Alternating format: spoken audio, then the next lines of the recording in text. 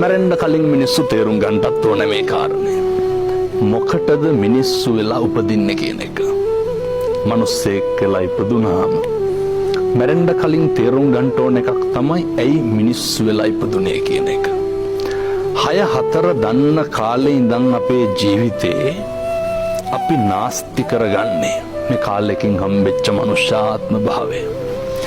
මිනිස්සු කල්පනා කරන්න ඕනේ, අපේ පින්නතුන් හිතන්න ඕනේ ජීවිතේ වැඩිපුරම නාස්ති වෙන්නේ අනුන් හින්දාද තමන් හින්දාද කියන එක.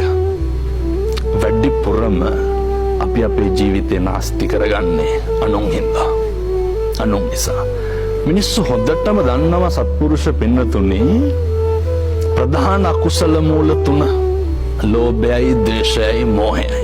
නිතරම ද්වේෂය ඇති වෙන්නේ කවුරු හින්දාද? මිනිස්සුන්ට කවදාවත් කේන්ති යනවද තනියම ඉන්නකොට? නැහැ. මිනිස්සුන්ට කේන්ති යන්නේ තව කෙනෙක් ඉන්න ඕනේ. මිනිස්සුන්ට කේන්ති යන්නේ අනුන් නිසා. මිනිස්සු කැම ටික අතට අරගෙන පත්තට අත තියනකොටම ගෙදර ඉන්න පූසා කෑ ගහනවානේ. එතකොට මිනිස්සුන්ට ද්වේෂය ඇති වෙනවා. ද්වේෂය ඇති වෙනවා. ඊට පස්සේ මිනිස්සු වෛර කරන්නේ කාටද? අපි කවදාවත් අපිට වෛර කරනවද? මිනිස්සු වෛර කරන්නේ අනුන්ට. මිනිස්සු ද්වේෂ කරන්නේ අනුන්ට. මිනිස්සු දෙස් දෙවොල් තියන්නේ අනුන්ට.